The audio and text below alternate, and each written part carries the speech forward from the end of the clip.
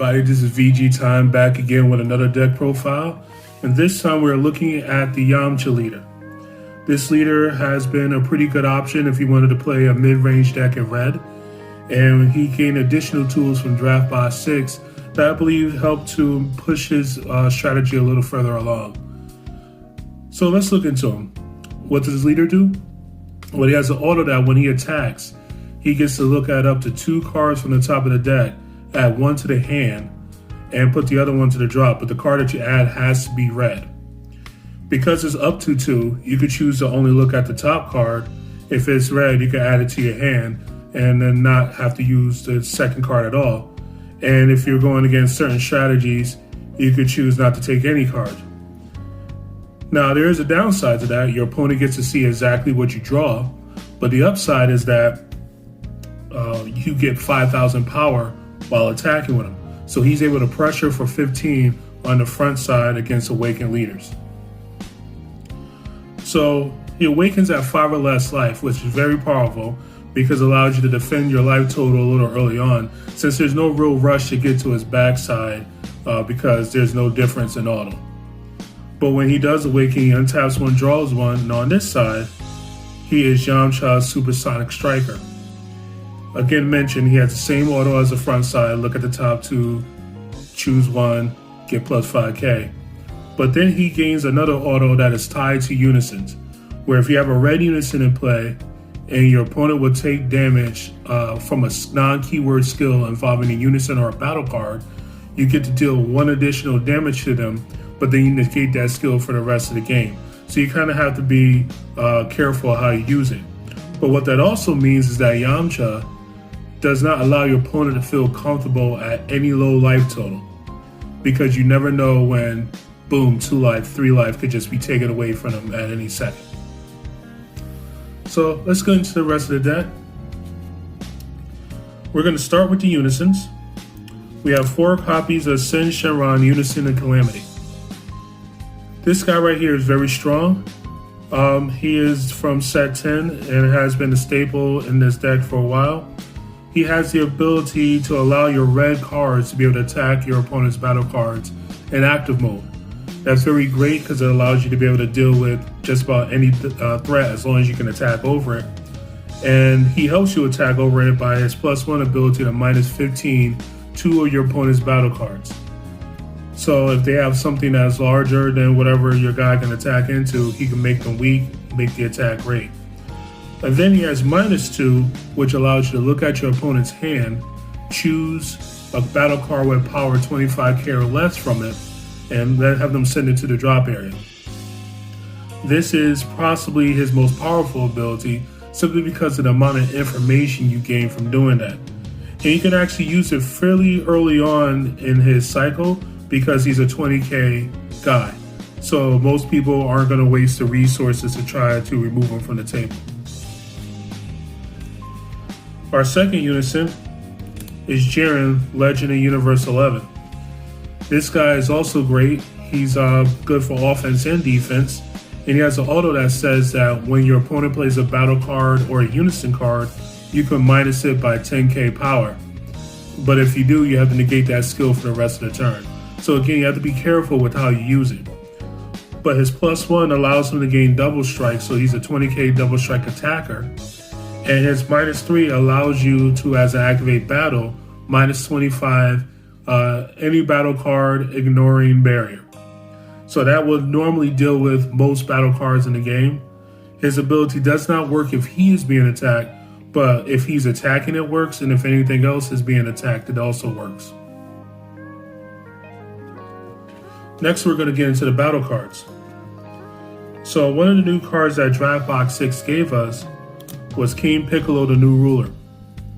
This guy right here works really well with heavy Unison strategies, such as this one. He has the permanent that if your leader card is red, this card gains 5,000 power and your opponent can't activate blockers in response to his attack. Now that makes him a 20k double striker, and then his activate main allows you to play him for free as long as you have a red Unison with 3 or more markers on it, which is going to most likely be the case with these guys right here. The drawback is at the end of the turn, he does get sent to the warp. So he's sort of like a weird red overwhelm in a sense. Continuing, we have King Piccolo 5 seconds to eradication. This card right here has deflect as well as barrier, and he also has double strike. His permanent makes it so that when he attacks and your leader card is red, your opponent cannot activate blocker to his attack. So again, he gets around one layer of defense. He has an auto once per turn that when he attacks, you get to choose up to one of your red unisons and add a marker to it, which is a very powerful ability because then allows you to get off more skills of your unison even faster. And then lastly, he has the ability, which is really synergetic with a leader, that if his attack is negated, you could choose to add a life to your hand, and if you do, ping your opponent for 1. So with Team him and the leader, your opponent basically has to combo out of his attack if they're at 2 or less life. Next up, we have 2 copies of Son Goku off to defeat King Piccolo. And this guy right here has the ability to triple attack as well as minus the opponent's board by 20k and add a marker to one of your red unisons. He also has the same permanent as the other guys where he cannot be blocked as long as your leader is red. Straighten that out there. And then we have 3 copies of Yamcha Merciless Barrage. This is our free counterplay as long as we have the red unison. This one takes a little bit more skill to use. It's very timing specific and you need to know your timing rules really well in order for you to not mess them up. But he's great against wide board states, and he's also good against things that play other cards.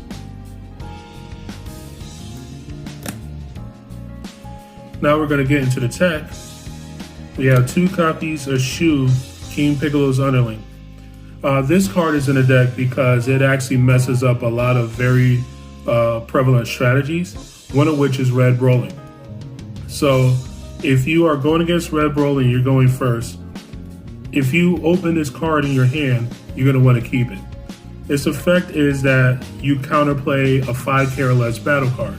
So you can charge a red energy, keep it up, and if your opponent goes for the promo Broly, just shoot it. Their whole turn is done, you time walk them, and now they have to either get another copy of the card by some means in order to get started, and sometimes they can't do that right away. And that allows you to just keep going with business as usual. We also have 2 copies of Vegeta Resolve Renewed. This guy is a little less flexible, but he's very strong. He is my answer to Frieza Charismatic Villain. For 1 energy, you get to counterplay a battle card with 15k power or less, and Charismatic Villain has 10k power. So if you want to make sure you could slam a Piccolo or, whatever, and they go with the Charismatic Villain, you could just play this and stop it. And it doesn't stop the fact that they already cast it, so they won't be able to use a counterplay for the rest of the turn, which then leaves you open to make your plays.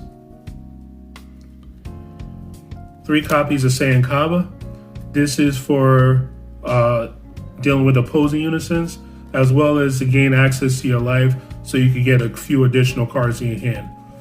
There are circumstances you do use it to self-awaken, but most decks in this format are trying to hit you.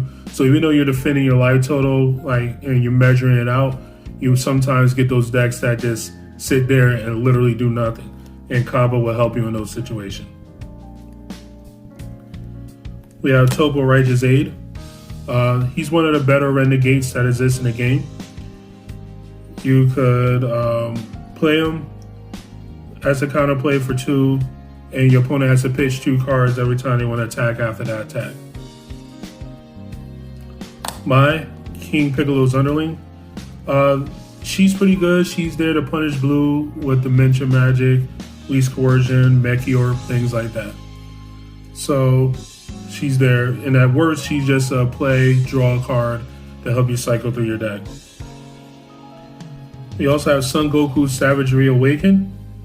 This guy right here is a 25k 5-drop deflect that allows you to crit 2 life to burn your opponent for 1. So similar to him, it basically creates a situation where your opponent can't go to 2, because if they do, you could just windmill this and just win the game. Frieza Army Reborn, that's our ultimate of choice. Sometimes, you just want something that you could just search and that is just big and dumb. So that's why we have them.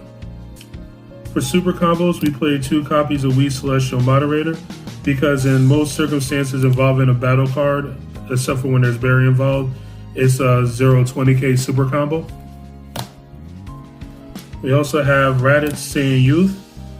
This is pretty good. Like, each cycle outside of green is probably going to be most people's primary super combos. Now, we're going to get into the extra cards. Again, because we're slaying so many Unisons, Wolf Fang Fist, minus 15 and is able to be played for free. This does ignore barriers, so your opponent can't just feel safe going in with something. After Image Technique, which is our Sparking Negate, this allows us to minus 10 one of their battle cards and plus 40 one of our guys, which is very strong. The Final Guardian, this is our Drop Area Negate. That's very good to have against certain strategies, and if you need to look at, if this is the first card you reveal off the Yamcha swing, you could then feel free to go for the second card, because you could just put this in the drop area and you will still have access to it. Korin's Tower's Secret Medicine. This card right here is the quote-unquote red Senzu Bean. I actually think in a lot of ways it's completely different utility. It's basically a 110k combo that leaves 5k behind permanently, and there's certain strategies that rely upon 1-cost barrier guys with 5k power or less that this card just completely hoses. And then lastly, we have 3 copies of Frieza's Death Ball. This is a 125k combo in most circumstances, and is the reason why we run it.